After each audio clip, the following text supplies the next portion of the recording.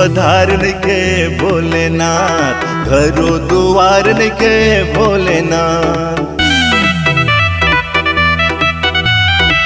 तो पधार के भोलेनाथ, घरो दुआर के भोलेनाथ। अतना लंबा जीवन बोला, अतना लंबा जीवन बोला, कैसे पार हुई।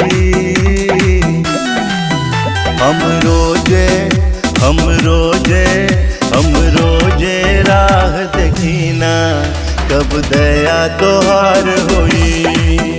हम रोजे राह देखीना, कब दया तोहार होई।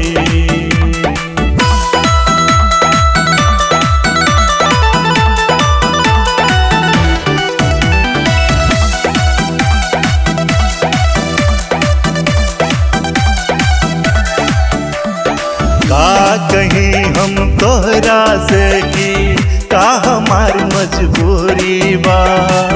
कहल नहीं की चाहत तोहसे, फिर भी कहल जरूरी बा। का कहीं हम तोहरा से की, का हमार मजबूरी बा। कहल नहीं की चाहत तोहसे, फिर भी कहल जरूरी बा। कहे के विचार निके भोलेनाथ, कहलो पे बेकार निके भोलेनाथ। कहे के विचार निके भोलेनाथ, कहलो पे बेकार निके भोलेनाथ। इतना दिन के सोचल सपना, कब साकार हुई। हम रोजे राह देखीना, कब दया तोहार होई। हम रोजे राह देखीना, कब दया तोहार होई।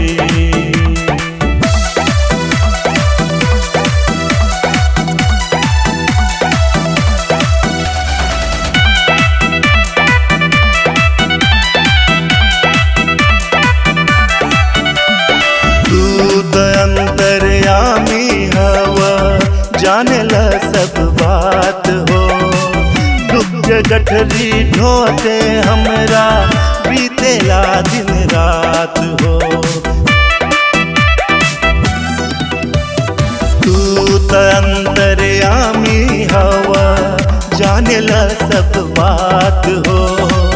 दुख के गठरी ढोते हमरा, बीतेला दिन रात हो। जीवन में प्यार लेके भोलेनाथ, संगीत तैयार लेके भोलेनाथ। जीवन में प्यार लेके भोलेनाथ, संगीत तैयार लेके भोलेनाथ। साथ देना केहू भी जियल दुश्वार होई। हम रोजे राह देखीना, कब दया तोहार होई। हम रोजे राह देखीना, कब दया तोहार